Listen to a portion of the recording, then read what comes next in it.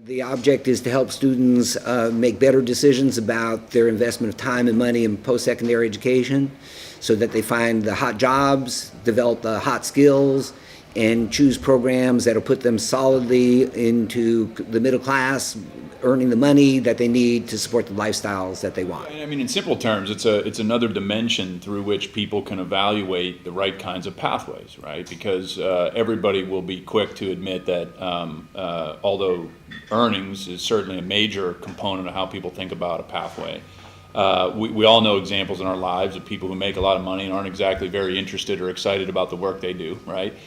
People who make not much money and are incredibly engaged in the work that they do.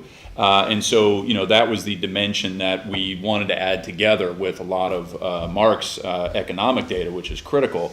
And so we ask questions that can only be asked of the graduate, him or herself, right? These are not things that you can judge in any other way, but there are statements that they, agree to on a scale, right? Things like, I have the ideal job for me. I'm deeply interested in the work I do, right? We also measure other things like their overall life evaluation, right? So we can ask them questions about various aspects of their well-being. And again, on those kinds of questions, no one is a judge of that except for that person, him or herself, right? Like I can pass judgment on your degree, but at the end of the day, if you say I wouldn't trade it for anything in the world, you're the only one that can truly value that, right? And so in the same context, there are people who have jobs that they don't like, right? There are people who are miserably, horribly, cancerously disengaged in their jobs. And so, in some respect, you can say it's better to have a job than no job, but there's a huge difference between a great job and a not so great job. So those are the kinds of things that we're trying to add to this perspective. So give you an example, a field like teaching may not necessarily give you the highest earnings, but teachers on whole have the second highest well-being, for example, of any profession in the United States, second only to physicians. We are concerned, as is the state of Texas, by the way, about student debt, right? So we tell students two different things that they have to fit in their minds at the same time.